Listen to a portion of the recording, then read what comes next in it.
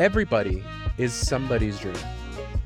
Even if it's just Jesus's dream. We are the most distracted generation ever, but we use distraction as a coping mechanism. We don't want anything to be above God. More important, what we reach for, right? Yep. And so, what are you reaching for today? Show me how life. You spent your last week, and I'll show you your priorities. You should change the type of clock. Is it going to rotate different types of clocks? Was it going green last time? Apparently that one you had to pay for. So after you do like 3 stopwatches, you have to upgrade. How much is to pay for it? More than free. This one's free. Oh. Okay, so I saw a meme or reel or whatever that was like, oh, you love coffee? Like, what's your favorite like avenue for coffee? And he's like, is it pour over or is it this or whatever? Yep. And he's like, POD? Bod. And I thought of you. I was like, you either have like the most perfect coffee or you have the most garbage Keurig pod. Here's the thing. And what are you drinking right now, Chris? Keurig. And here's the thing. Like, how do you say Keurig? Keurig. Keurig. It depends on who you talk to. Keurig. It depends on how much of a caffeine deficit you're in. Your snobbery will quickly disappear. That's true. Not caffeine deficit or tired. They all feel the same. Well, if we weren't so tired, we wouldn't need as much caffeine. So technically. Yeah, and my adrenal glands are probably just absolutely shot. Mm-hmm. Like just uked. Yeah, like you're right. I do love not necessarily high-end coffee, but I like well thought out. How much is your coffee maker? It's not important for the podcast listeners to know. I would call that high-end then. So my espresso machine is very, very entry level. It's just a simple Breville. It's not a high-end Breville. It's simple.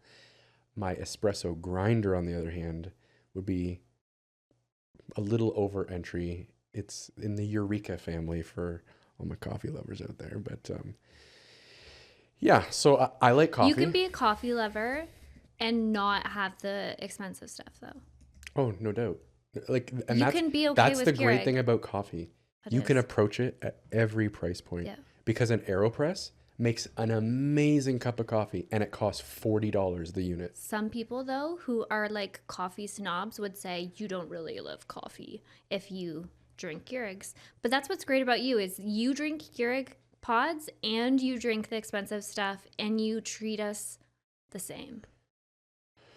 Yeah, but when I look at that, I think I'm drinking caffeine, not necessarily coffee. Or my favorite is when you go to a diner. Mm-hmm. And like, do you want some coffee? And she knows. Yeah. I call it breakfast drink because it does not qualify as coffee. But I love myself some breakfast drink. Yeah. And there's something about diner coffee. It just like tastes different, maybe because it's stale. But I can pound back probably more coffee at a diner than I can elsewhere. A diner is the only place. I keep on filling it up. Yeah. It stays warm. A diner is the only place that I add sugar and milk to my coffee. It's the black forever. Well, I'm black on everything. There's 2 places that I add sugar and milk, actually. It's at a diner. I'm black on everything except iced coffee. No, it's diner and when I go over to somebody's house that I've never had coffee for the first time, and I've never had coffee at their house, so I don't know what's going on. Right. I will say just a small amount of sugar and a little bit of milk. Would you just I don't know what kind of pod they grab. Maybe they grabbed like some burnt something that they love or Folgers. Yeah, like who knows, right? My grandparents, they always use the best part of waking up. Folgers in your cup. That blue can forever. Oh, right? I gotta sing it now. That's blue, the best right? part of waking up is Folgers in your cup. Do you want me to sing it? No. So do they want to hear you sing it? No, they don't. They really don't. So. When I sing in my sermons, sometimes just because I think I said Shakira, but it wasn't Shakira, it was J-Lo. What was it? I don't remember. Anyway, but I feel like everyone's like, this is awkward. She shouldn't sing. But in all fairness to you, a cappella, on a dry mic without effects, I just needed a little reverb. Just a little verb. And you would have gone from Justine to For those who J-Lo. don't know, like me, reverb is echo. Sort of. Yeah, kind of. Yeah, it's the resonance of a room. Do you remember when that thing came in and they started making every music go? Is it auto tune? What is it? Yeah, like auto tune. That was T-Pain like a big made it phase, huge. eh? Like it was like all of a sudden, your kids, your wife, hide your kids, hide your wife was made into Everything a song. was auto-tuned, Everything was yeah. auto tuned, and it was like a thing. It started What with a sad time. that was T-Pain in made life. it big, and then what really made it skyrocket is when he teamed up with Lonely Island for I'm on a Boat, and then it was just out of control. Everything, everywhere, all All the time. music, like all the. I feel like even people who didn't need to be auto tuned were doing it. It was the sound, right? It's like it seems like every decade or half decade, music goes through some type of like progression or evolution, and everything that's in pop culture sounds the same, and it all moves together. And And that's why everyone plays the 90s music on the radio, because early 2000s was so bad. well, yeah. And what happens is someone makes a hit song that sounds a particular way, then everybody goes, "This is what people are liking," so I'm gonna bring all of these elements into like my music, and then all of a sudden an algorithm begins to form, and then everything starts sounding the same, and everybody starts listening to the same music. Gosh, that's what churches do too. Well, but that's all music, right? Because it's based on. No, I don't even mean in music. I mean like Oh, right, we yeah. start once something, we try to be like everybody else, and we don't just like be ourselves. Well, in music, follow the money. Whatever's making money, and Well, so if that's what you're going for. right. But strangely enough, like insider thing, all of these huge secular record labels now are starting to figure out how much money is in worship music for downloads and listens and album sales. Interesting. And they are buying up smaller Christian record labels, or they're signing contracts with these large worship houses, and they're a huge chunk of revenue is coming off worship music from these, Interesting. and it's all going to secular. And So, then like- there's Taylor Swift, who just was like, peace out, I don't want to be part of this world. And she's just remaking all of her records so that they can be her own. Yeah, and that was Justin Bieber's manager who bought the rights. That was the whole it's a Ooh. whole big deal. Drama. But yeah, so everything boils down to things start sounding the same, and it's that same feedback loop. Like when you're on social media, that once you start hearing something or seeing something on social media, you watch it for like a second longer than you millisecond. watched the thing before that you weren't interested in. And you have ads for Yeah. Champs shoes everywhere because you clicked on that one thing. Well, and this is what we're talking about today. They have absolutely mastered They keeping being computers. yeah, keeping you scrolling Yeah. and hooked on the next thing. And so, if you did not read the title and you just clicked play on this podcast, today we are talking about phone addiction, or I've coined for today, like lowercase idolatry, like An iPhone. iPhone. Yes. And I said that was very millennial. Yeah, if you have of to him. explain it, it's not funny. I understand this, but you'll see it because He's a dad. our Give him a thumbnail, break. our thumbnail will show it. Yes, I'm wearing my New Balance. I'm just dad lifing right now. Yeah. But yeah, we want to talk about how captured society is by screens. And it's not just one generation. It's it all. We all are addicted to our phones. And I will be the first one to say, hi, I'm Justine, and I have a phone addiction.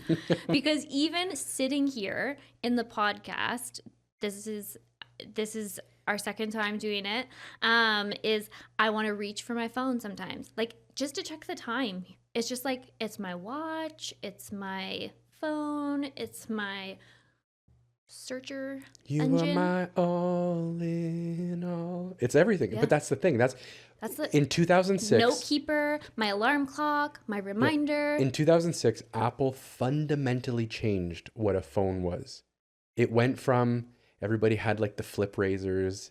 There was like skinny little, just beautiful. I had a white flip phone. Like It there very was cool. people were spending oodles amounts of dollars on like bejeweled phones and diamond encrusted, made by watch companies, like all these crazy phones. Then Apple comes out with a full screen, and it changed the way everything, where you could browse on the internet, like you could browse the internet before, but it was not like, You couldn't read it. yeah, it would take forever to load. Did you do T9?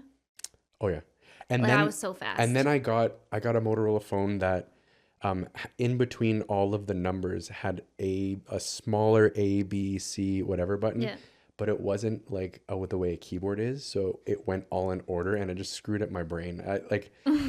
But yeah, then I got a BlackBerry. I had the BlackBerry Pearl. I tried to rebel for a little bit. Yeah. And then ultimately I succumbed to the Apple overlords. Just like Andrew Jones. Andrew Jones, who will be on the podcast at some point. He doesn't know it yet, but he will be. He will be. Yeah, they revolutionized the way we interacted with one another. They've taken with over media. Smartphones, specifically the iPhone changed the game on everything. And but now just smartphones. Yeah. Smartwatches. A lot of like intellectual commentators on the age say the single greatest shift post like the beginning of the 19th century was in 2006 with the creation of the iPhone, because it changed the way we thought. It changed so many things about our society, the way we approached education, the way we approached media, what we thought we needed to memorize versus what we could quickly look up. And so our IQs have dipped, our attention spans have dipped. There's so many things as a repercussion of the phone. And we're all guilty. So 100%. when we're talking about this, like today is Fat Tuesday, Shrove Tuesday, Pancake Tuesday, however you want to call it. We are not Catholics. However, I like to practice Lent, right. Because I think it leads up to Easter really nice. Like, it helps me. It's an opportunity to shift your thinking. Just sort of like Christmas. Christmas we don't do just on Christmas Day or Christmas week. No, we start on October 31st. Exactly. At least my tree goes up then. No, for sure. And so it's like a preparation of the season of like such an important Easter weekend. So I like to do Lent and give something up. And this year, as with many years, I'm giving up my phone other than the necessities. Yeah, like phone and text. Even like emails and stuff, like I try not to do. So I'm doing that again because it's the scroll, like, and you know what? A lot of why we do it is just distraction. It's 100%. So it is an addiction, but it's an addiction because we're distracting ourselves. Just like food becomes an addiction, or alcohol or drugs or whatever. It's like a numbing, right? You have a stressful day. Let me escape into this other world and just scroll. And funny reel after funny reel, you send those bad boys out. You have those few people. Who are your few people who you send reels to? You and Lindsay. Couple buddies who are pastors, like who don't live locally, they're all over the place, and the worship team, because I've got a bunch of funny like worship meme pages. They come to you because you so, and actually it's a really like tight circle. I don't send to my brother. So I think that most people, if you're sending the reels, if you send it to someone who's not like a close person, you have to like explain yourself, and so like, or filter yourself. That's how you know who has refrigerator lights in your life. And when I say refrigerator lights, let me explain this. If you know you're at a deeper level of relationship with somebody when you're in their house or they're in your house, and you can go to their fridge or they can come to your fridge, open it up and do grab whatever they want, drink whatever they want without having to ask. If you're in someone's house and you're like, hey, can I have a glass of water? Then you're not for them to get it for you. Yeah. There's different levels of relationship like that. And so it's almost like if you have to filter, because you're like, how are they going to receive this? Will they get it? Like, you know. So I definitely only have a few people who I send, unless it's like, oh, this is really so Joe. My dad's name's Joe. But you know what I mean? Like if it's like very like, oh, this is perfect for that person. But yes, like Lindsay, Lisa, you and Ruth, whoever. But like there's only like a few. My mom, send a lot to my mom. Yeah, you know, I send a lot to Ruth, and I forget to read all of the ones or watch the ones she sends. I'm the cliche husband. No, Lisa does that to me too. She sends me a lot, and I always make sure I like all hers, and she never likes mine. I'm like, did she watch any? Lisa, I'm looking at you. Like, and my wife will be like, you spend so much time in the bathroom. How do you not read all of this? I was like, listen, here's what happens. I don't actually go to that section to check what's been sent to me. If I see something that's funny, I click send and it just goes off. Yeah. And so I never even think to check your messages. That has a little notification. We know that you don't check your messages because we talked about your emails last week. Yeah. So apparently it's the same. Don't DM him. I guess just call Chris if you want to talk Honestly, to him. I should not be a millennial. I really shouldn't be a millennial. My brain is wired like someone who is older, maybe a Gen Xer, because like... Knock on his door. You're welcome to go to Peterborough and knock on his door. That's the best way you would get Chris's attention. False. That is false information. Do it. Actually, I rebuke that in the name of Jesus. Don't show up to my house. Lindsay always makes sure he likes all mine. And it's usually when he's in the washroom. So you're right. That is a good time for you to check them. Yeah, I mean... Make it a priority, if you don't Chris. take your phone to the washroom, what are you even doing when you're in there? Like, like And you're back to reading like shampoo bottles. Am I wrong? Like, I don't spend a long time in the bathroom, and I don't know if we should get into this kind of talk, but like I'm an in and out kind of person. Like Lindsay's like, how? It's a respite. Like I treat it like just a moment of silence and solitude, the way Jesus would go away in the early mornings to be alone. Yeah, but if you want silence and solitude, why are you bringing your phone? Oh, where's my... Hold on, give it to her. She needs it. Lindsay, slow on the draw, man. Boom roasted. No, it was the boom roasted. Boom roasted. Not even the one. There's so many sounds. I never know which one you guys are going to want. Yeah. You need to discern. No, but here's the thing. It's become so much of a function of like, it's habitual. It's habit. Mm-hmm. If there's a moment of lull, what do?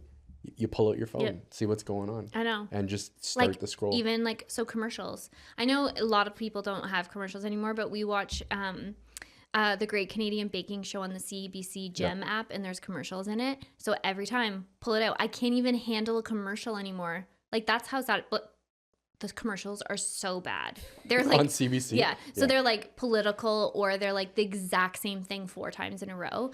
So like, I'll give myself some grace there, but that's how quick, like in the car, I don't drive, Lindsay drives, I pull on my phone every time. And that's like, it's sad. It's really sad. Yeah. And for me, like another thing too, I find is I don't love silence. And so I need like noise or something like in the background. And so I'm realizing more and more about myself. Like I need to get more comfortable with silence. Yeah. Like the whole spiritual practice of silence and solitude is sitting in the silence before our maker. And we don't know how to do that as a people, as a society. No, it's awkward. It's even like sometimes you see, my wife and I like to people watch when we're out on a date or whatever, and we look over and we're like gauging like, oh, do you think this looks like maybe first or second date? You can see they're feeling each other out. And you can tell like people who are, I said feeling each other out, not feeling each other up. I know. I did not know where you're going though, and my mind went bad. I apologize, everybody. It was both of you, because Lindsay off screen was laughing at the same thing. Yeah, so husband and wife laughed at the same, because we love each other. So no, but they're there, and you can tell like their total eyes are glued to each other. They're totally focused in, like they not don't on their phone. Yeah, they're not on their phone. And you and Ruth are fighting. I'm just kidding. No, we're actually having a good time analyzing. I meant fighting not to be on your phone. Oh, right. But then you look around and you see the married couples that have been together for a while. The phones are out. Yeah. There's a lot of silence. They're looking off as they're eating their breadstick, whatever. And oh my goodness. When you're on a first date though, and there's like a lull in conversation, you panic. It seems like an eternity. Yeah. It's an eternity. It's like, that's what it's like. If you, this is great. If you ever get the opportunity to teach publicly or preach publicly, when there is a lull in when your brain is thinking of what the next thing you're going to say is, that eternity feeling is the same as when you're on a date and you don't know what to do, because you're interacting with people and there's just this long silence and it feels like forever. And then when you watch it back, not that you watch back your dates, but when you watch back your message, you're like, oh, that wasn't that long at all. No. Yeah. But our attention spans are so cut short because of the gratification and the dopamine hits of Yeah. social media and the scroll. All the apps we download are designed to keep you, like, they're psychologically designed to keep you in the app. Notifications. It's always like right in your face, and you can't escape it. And it's designed that way to create addiction. Absolutely. Yeah. I did a bunch of research just to throw it there, just because I don't want anybody to think, oh, they're just spitballing here. But like, there's been so many studies that have proven how all this takes place. And the average, just in the last 2 decades, the attention span of the average human that has access to a cell phone has gone from 12 seconds. So your attention span is 12 seconds, and it's dropped down to 8.25 seconds. And this is in the lifetime of the iPhone. And 8.25 is like, okay, well, that's only like a 3.75 drop, except that the attention span of a goldfish is 9 seconds. And so we've dipped beneath that, and our mental health is getting worse because of it, all of these different things.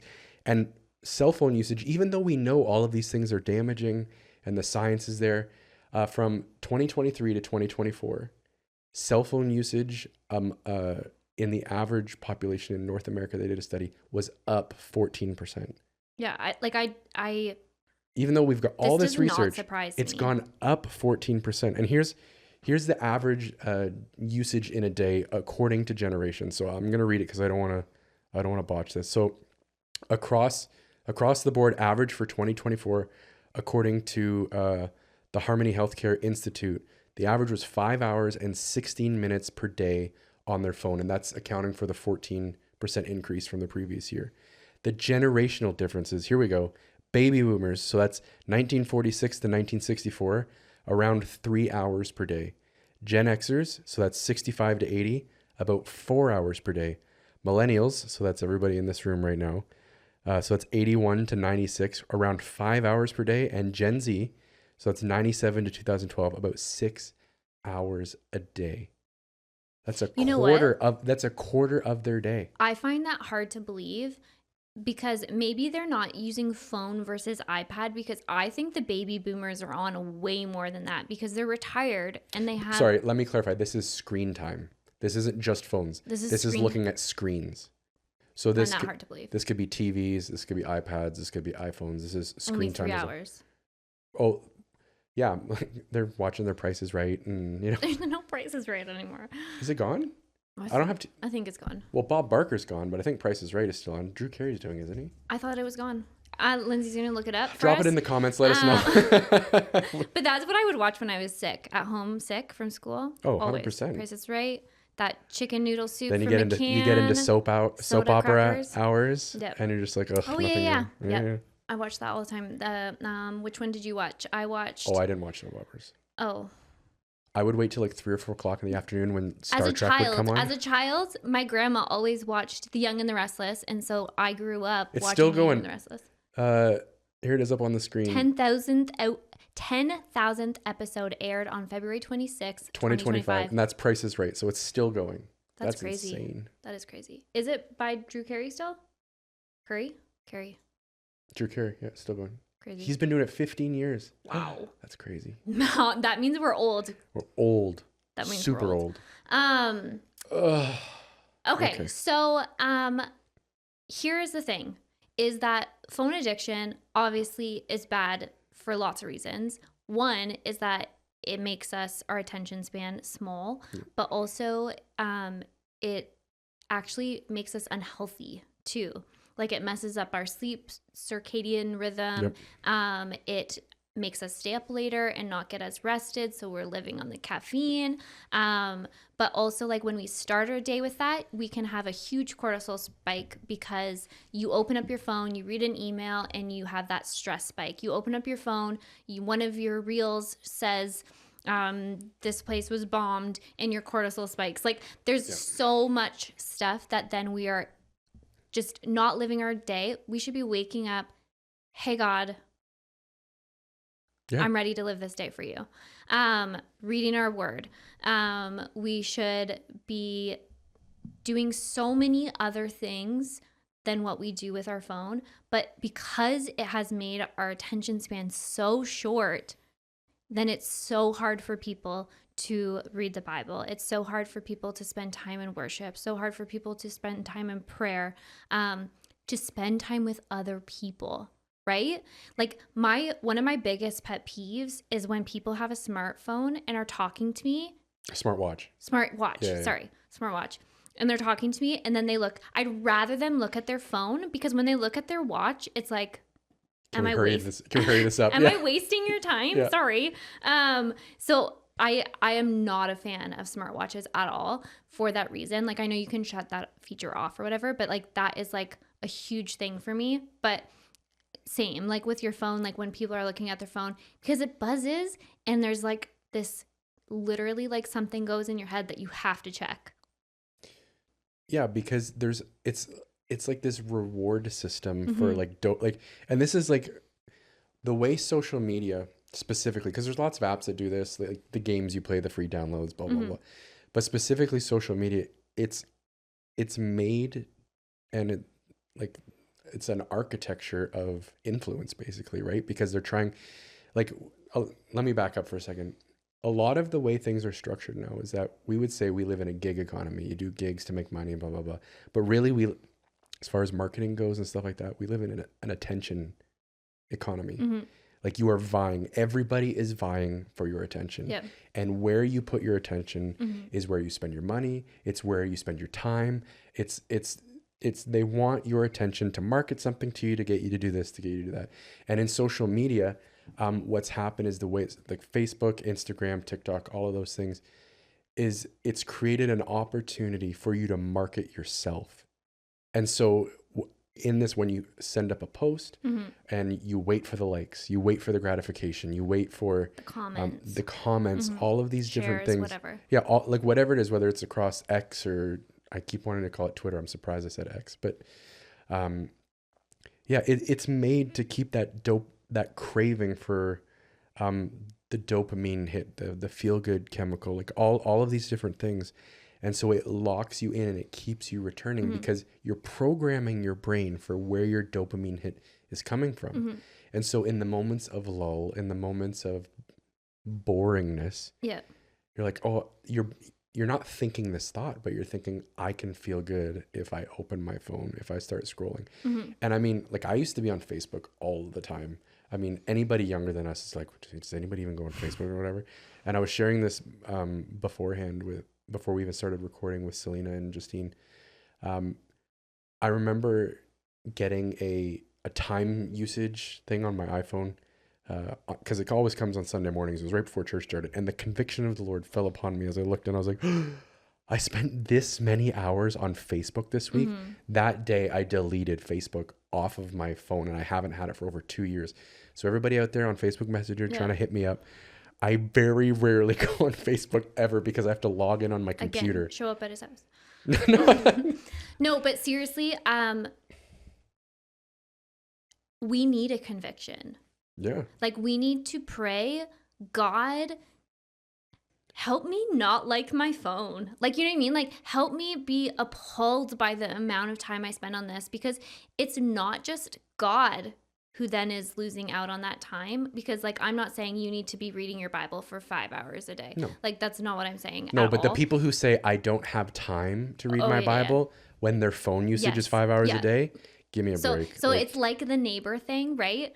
Like the, I love my neighbor. Well, let me ask them. Do you love your neighbor? Let me ask them. It's like, do you have time? Let me see your phone usage. You know what I mean? Like, do you have time to spend with God? Like, well, I think I said this last week. Show me your calendar, and I'll show you your priorities. So, but that's not calendar, on your calendar. No, but what I mean is, like, show me how life. you spent your last week, and I'll show you your priorities. So, I think we need, like, people are like, whatever, this is just how we live or whatever, but we need to have a healthy conviction, right? Just like sometimes when you like binge a show, you're like, okay, this is too much. And you get that conviction of like, I need to spend less time watching TV or whatever. Yeah. But I feel like with our phones, for some reason, people see it different. It's like, because it's not like you're doing an activity, it's just there. It's another appendage. It's a little time here and a little time there, but it adds up to be a lot of time. But it's hurting our relationship with God and our relationship with people. We don't know how to like have, especially like the younger generation after us, I feel, because we are in the middle of technology. It didn't come out, for me, social media didn't come out until I was in grade 12. So I didn't grow up with it. I was in grade 12 when I first got Facebook. Okay. I was going to ask you, when you say social media, I was going to ask, are you talking MySpace? Did you ever have a MySpace? I didn't have a MySpace. I had MSN, and I grew up talking to my friends on MSN and ICQ. ICQ. Yeah. And so I did spend a lot of time on the computer. We had allotted computer time, but nobody had, like, I had a phone that I would talk on and text with, but it wasn't a smartphone, obviously. So like the only way I had to talk to my friends was like from my computer time until I got a phone, I guess. Anyway, I still wouldn't recommend a cell phone as a 16-year-old, and I had a cell phone that wasn't a smartphone, and I still shouldn't have had it. Because there was like moments where I was talking to my friends late at night, and it was not healthy and uplifting. Well, it's reach and access that has never before, like prior to 25 years ago, like 30 years ago, never had the ability to reach somebody by phone away from just their landline. Yeah. And so now it's shifted culture to where there's someone else could pick it up. Like at least with a landline. Or eavesdrop, right? Like just like anything like that. But like now it's party line. Everybody has access to you all the time. Yeah. Unless you set up strong boundaries and turn all the things on your phone that it blocks everybody. But like it's problems in workplaces where bosses will send emails and text messages. Where before the boundaries were just there, now we have to be super intentional about setting, okay, this is my sleep thing from here to here. Or maybe you're like, hey, I want to limit my app time, and you put it on limited, but then you keep saying 15 more minutes. Guilty. I don't think I've ever set that on. Really? Before. No. Yeah, you can like turn apps. So it's like snoozing it? You just snooze it? So you, I can only go on Instagram for 15 minutes. 15 minutes flies by on Instagram. And then you're like, ignore for another 15 minutes because it wants to go to sleep because it's like you put the limit on. And so you have to be intentional about the boundaries, but then you have to respect the boundaries, not just for the boundaries, because you're respecting yourself. Yeah, you need the fruit of the spirit, self-control in your, like alive and living in your, and here's the thing. If I had that thing on, I hit snooze all the time. Like I hit snooze when I'm waking up in the morning. Oh, yeah. Like that's a boundary that I need to get better at too, is waking up. Oh, I think my personality for sure. Like you got Lindsay, who's like up and at him. Oh, he stays up late and wakes up early. He makes all the lunches. I get to beauty sleep. Yeah, my wife gets up. Is it beauty sleep though? My wife gets up. I am the dream husband. Okay. He is. All right. he likes my reels that I send to him. I mean, you're somebody's dream, and like so, and that's the reality. And let's just put this out there: everybody is somebody's dream, even if it's just Jesus's dream. Everybody is somebody's dream. The moral of the story is keep working on yourself. Everybody, you just keep working on yourself. No, but like putting in those boundaries. That we've never existed in a time where you had more access to more things all the time, every day. And the cool thing is, it's a beautiful tool. I know. To be able to look up things. It's an amazing thing. Yeah. Order food. Without moderation, which is just life. If you do not have moderation in your life, you don't have boundaries in your life, good things can become bad very, very quickly. And this is what we're seeing absolutely ravage our generation and the ones that are following, because we're giving them access to all this stuff with zero boundaries. Like I see Rosie, my daughter, asked me like a month or two ago, when am I getting a cell phone? And I said, never. When you got a part-time job and can afford one. She's 7 years old, just so everybody knows. But even then, I don't want my child to have one. Heck no. So what we did is maybe a we got them a phone. We got them a phone, and it was like some Amazon MP3 player, so that she could listen to music that we download for her. But it's touchscreen, so she thinks it's a phone. Like the functionality in her brain is not what she thinks like a phone is. She only knows what we show them, right? I know. And so, like, it's Really, scary. they think an iPad is just a big phone. 100%. Like it's the same thing. It's a screen. Yes. That they want a screen. Yeah. And yeah, so That there's silence. It's an I eternity. know. We don't even know what to do with it. Like I just know. and this is the thing. Like one of the ways we can break free from this stuff. Yeah, how do we break free? Well, Because it's become a god. oh, it's 100% So idolatry we're because reading- it's robbing focus from the things that matter. Namely, if you can't spend But what time if praying, I if you can't spend post? What I'm just sure, yeah. because I don't. Again, I it post can my be family used for as a good. tool. Yes. Absolutely. Yeah. But like and this is the problem, when we got people saying they don't have time to pray, they don't have time to read their Bible, they don't have time Volunteer. to volunteer, to engage with the eternal things are being missed for the very temporal things that reward in the short term. And so, we're guilty too. oh, Like just 100%. to be clear. The amount of times that my kids have like pulled me in conversation your out of kid- my phone. When your oh kid, my the goodness. guilt when your kid is like, get up, can you put your phone away? Oh my and you're gosh. like, It happened to "Oh." me last week and it was It's like the a worst. dagger Max, in the chest. Max is like, he calls us out all the time. Like mostly me because Lindsay's perfect. But the pedestal you're being put on right now, it's high. It's so high. Like it's cold up here. It's crazy. Drafty. but Max will call us out, and when he does, I'm just like, I need to be better. We need to have like a box. Like John Mark Yep. Comer talks about like, okay, when you get home, put your phone in a box and like spend your evening with your family. Have like time. Okay, you need to check your emails. That's part of your job or whatever. Then you do that and you check them and then you go off. Here's the thing that gets me. When there's a notification, we talked about this last time, is like, I can't stand there being a notification. So then I click it, but then I get distracted. Yep. It's like the distraction is so real to like go to the other thing. And so again, I want to be like, I'm going to like start praying like, God, appall me of my phone. Well, but that's it. We are the most distracted generation ever, but we use distraction as a coping mechanism for all of the things that we have not allowed the Lord to deal with in our lives. And so we're distracting ourselves into oblivion. There's a great quote by Ronald Rolheiser. He said, we, for every kind of reason, good and bad, are distracting ourselves into oblivion. And we're missing out on all the important things. Yeah. And I think like we say, this is our escape of the world, right? Except that it's not. When you are on your phone and you're scrolling and doing all that stuff, your brain is going like crazy, and it's not helping us. We think, oh, I'm escaping from this like exhausting day and I'm doing this. It shows no physiological sign that you're actually like relaxing, because your brain is going so fast because it's like boom, boom, boom, boom, right? And so well, and all the things you're engaging in when you're scrolling. So let's just say we're not saying it's the screen is the devil, but it's like when you're on social media, the thoughts rolling through your mind are comparison.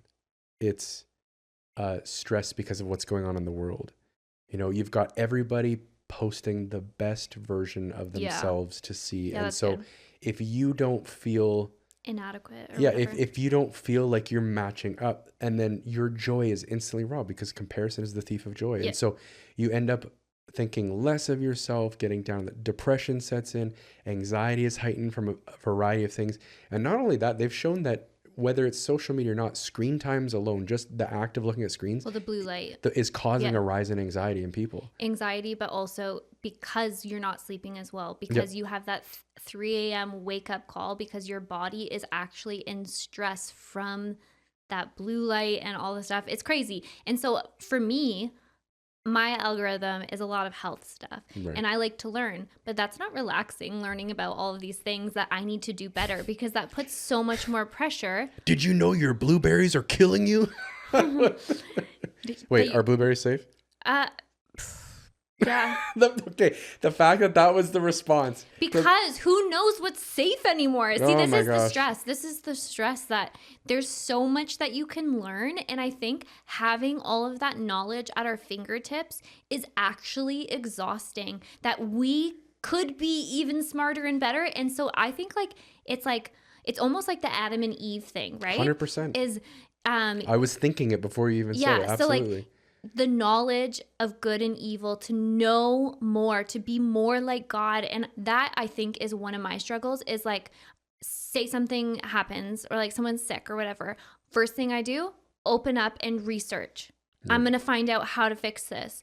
Where I need to go, first thing I do is pray. Ask God, hey, God, maybe this is like, you just want to heal this right now, right? God, please heal. And if not, you guide me to what I need to know. Right? Instead of, or even being comfortable. And this is the whole Adam and Eve thing. Being comfortable in the unknown and just trusting that God has it in so hard control, especially in our world. Because this was the thing with Adam and Eve and the serpent, right? That they weren't supposed to eat of the tree of the knowledge of good and evil.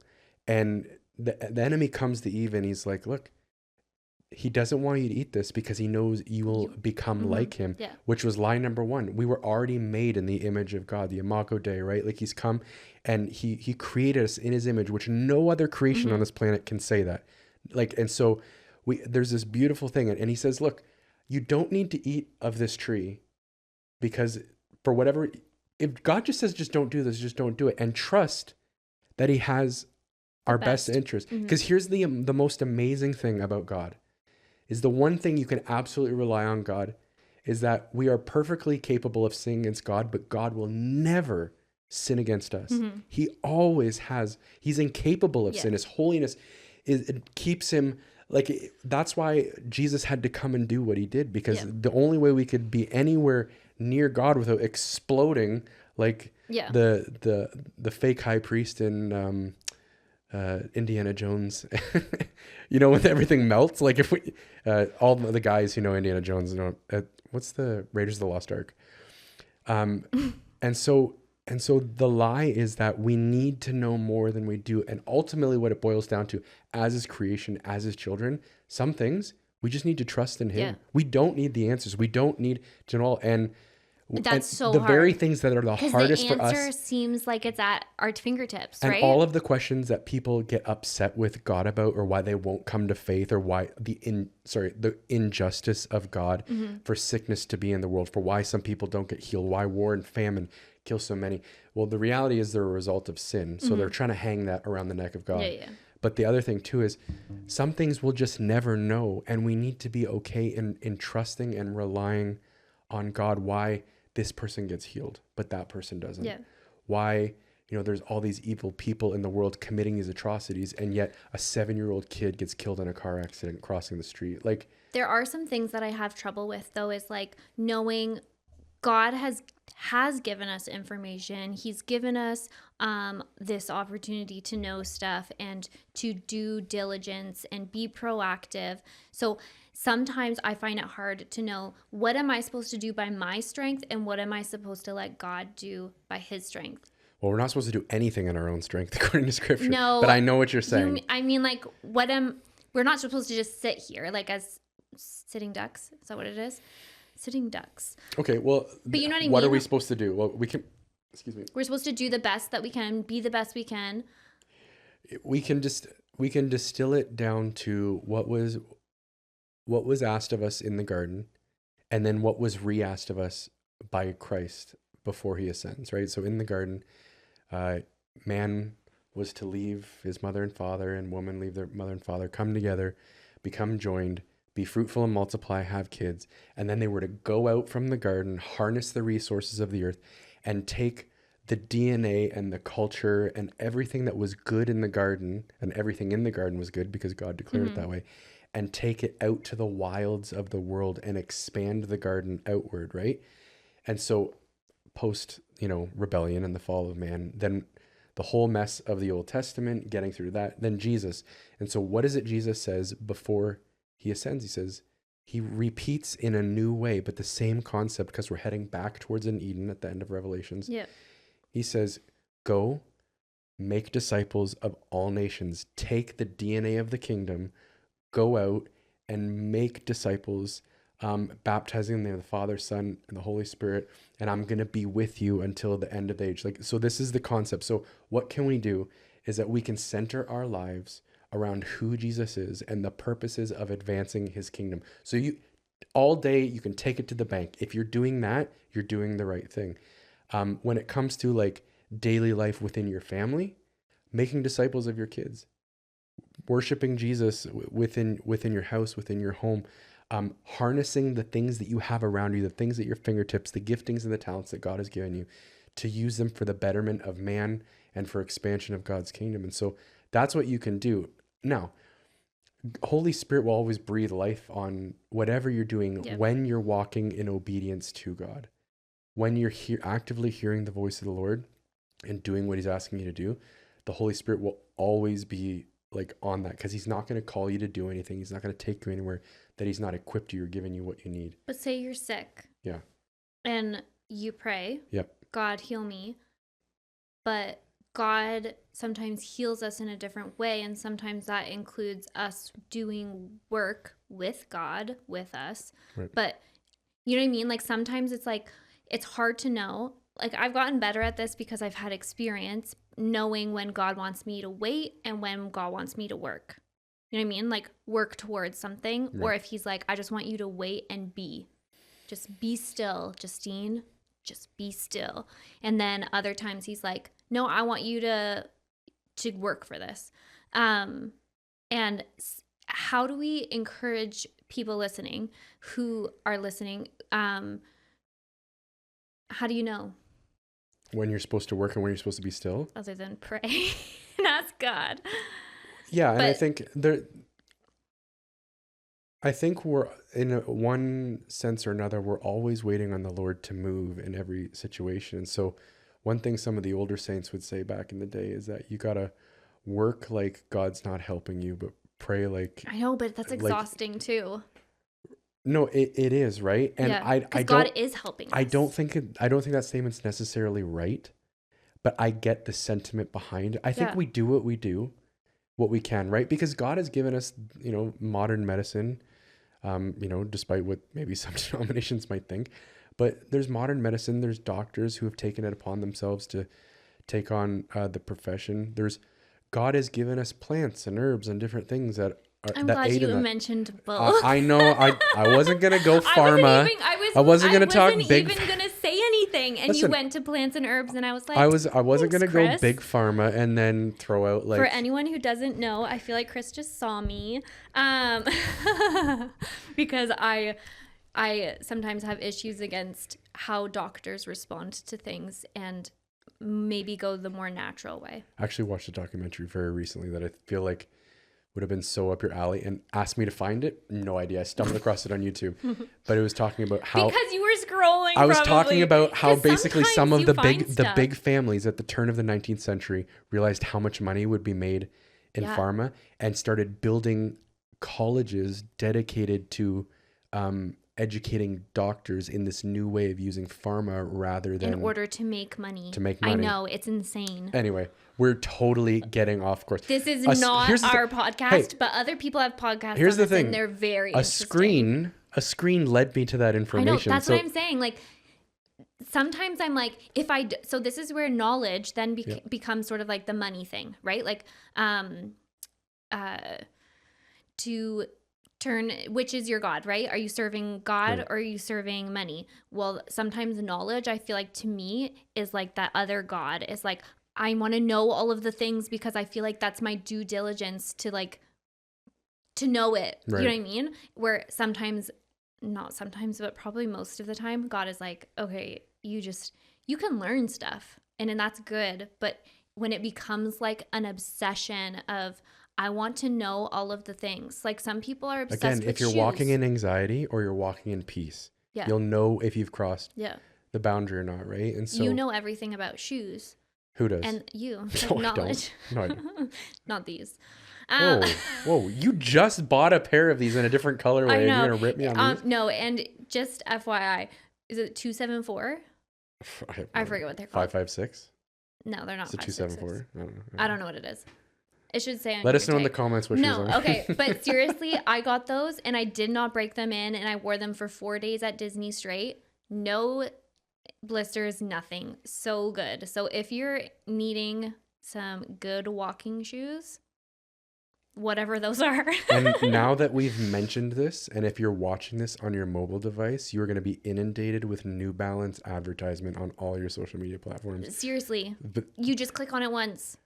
Oh, I saw this. Oh you my don't have gosh. to click on it. I'm telling you, it listens. It's listening. Yeah, but Chris, listen. Okay, there was this reel on Instagram. See, everything goes back to it. We need to A explore cleanse. nature or It needs something. to be a cleanse. No, we got No, tell oh, your wait, story, wait, but we got don't. 10 minutes left. I want to talk about how we can get freedom from some of this stuff. But, Okay, yeah. so there is this guy and his friend gets up and his phone is still at the table and he leans in and he's like, Holy Spirit, Bible, Jesus. And then he's like, man, I have all this Christian stuff showing up on my phone. And he's like, oh, I wonder how that got there. But like, well, he was gone. He's like whispering. So if you want to reach your friends. You've seen the reels, right? Where wives are whispering to their husbands' phones all the things that they want for Christmas and their birthday. Yeah. So it's very much like that. But yeah, like the algorithms, all of that stuff, it's meant literally to enslave you. Yeah. And so I think some of the things that we need to do in order to find freedom in things that we're in bondage to is to just, first of all, realize we're in bondage. Yeah. The first part is admitting Yeah. you're in bondage. Yeah. Like recognize, Yeah. and it's okay. I have we're a problem. all there. Yeah. We're all there. And then you begin to put things in place that will create a boundary that brings it from unhealth into health. And we need to respect ourselves in that boundary. And invite somebody into the accountability circle with you. So like if you're married, tell your spouse, be like, hey, I want to do better with this. Your spouse, though, like, you know what I mean? I feel like it's better if it's someone who's not your spouse. But start with somebody, Start with right? them. Because But, here's like, the thing. You want to be on the same front with this stuff, for sure. right? But I find, like, if I fail to Lindsay, he's still going to love me. You know what I mean? Heck yeah. Because he's on the pedestal. It's unfair that he gets to chime in for all the things for you. Like Yeah, this is know. so lopsided. I'm sure he'll chime in for you other times. We'll see. He will. Yeah, I got you. But I think, like, respect that boundary. Again, yeah, have an accountability. With our church right now, we are doing reading the Bible in a year. And I find having that accountability that, like, as a church, we're reading the Bible together, then makes me keep my butt in gear. Like, keep it going and not getting too behind. And it's a pretty lightning pace to read the Bible in a year. It's no small feat. No.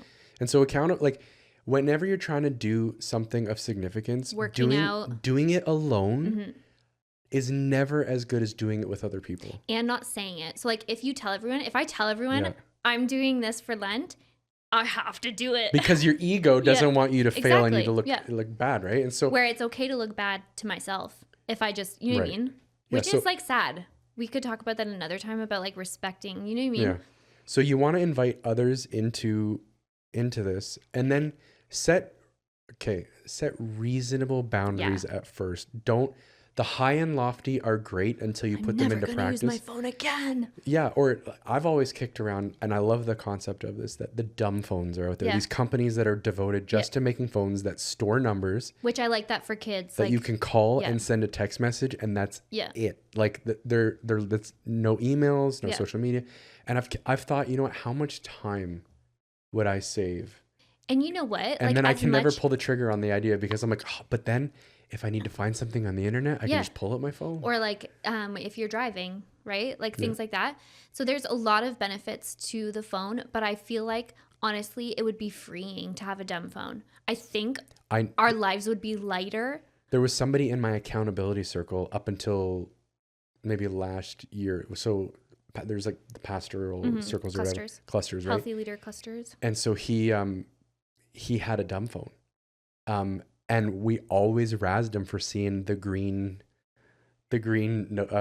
bubbles coming through in our text chat. Oh yeah. And he's like, just living the dream, not bogged down by anything, just sending random T9 texts on his phone. And so, but man, like to pull the trigger. Yeah. And so that's a really lofty goal. Yeah. But start small. Be like, you know what? My usage last week was 6 hours. I want to cut that back to 5 this week. Yeah. And you know how I'm going to do it? And then it's not just one thing to set, say it. You can set, like what I said before, Yeah. you can set on your phone different parameters and different things to help you. But an easy thing is delete apps. Well, I deleted Facebook. Yeah, that would be an easy thing to do. That would help. And I realized a lot of anxiety left me when I deleted Facebook. Yeah. Because Facebook had become, like Instagram was like people's like stories and stuff and things like that. Facebook was like so just hyper political. People everybody arguing. Yeah. And it was very freeing. So it's not just to say, okay, I want to do this. Now let's execute a plan. So when I get home at night, instead of sitting down on the couch and flipping open my phone, I'm going to put my phone somewhere that I'd actually have to go and think to get it. Yeah.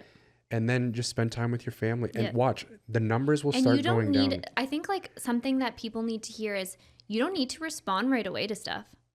No.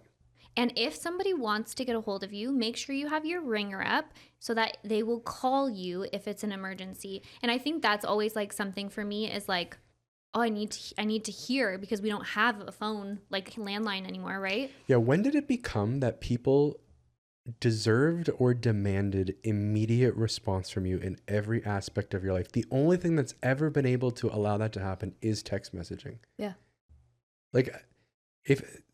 Nobody deserves that. Like, well, there's emergencies, things happen, stuff like that. And it's a great tool that way. People can wait 24 hours. People can wait till the next day. They can wait till you're back in the office. Unless you're like on the side of the road and abandoned, then you should have your ringer up. There's also this thing called 911. Like, so CAA. Yeah. Which I just registered for yesterday. No, Actually. we It's don't very have timely. CAA. Well, we're going to Florida next week. So I need your phone up. Yeah. So set some boundaries, invite people in, put in a strategy and a plan.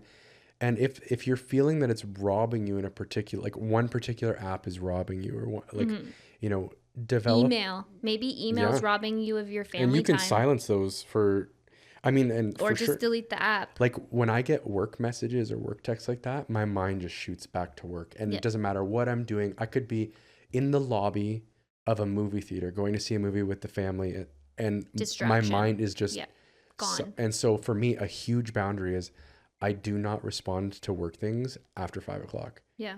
Unless it's an absolute emergency, and then I'll look at it when I'm back in the office the next day. And since I've implemented that, it's helped. It's helped. It's helped my mind, my anxiety, different things like that, and it alleviates the pressure of having to look at your phone, which will suck you into other things. Because as soon as you close the email app, oh, Instagram's right there. Let me flick that open. Right? And so set those things and turn off notifications except for the Bible app. Except for the Bible app.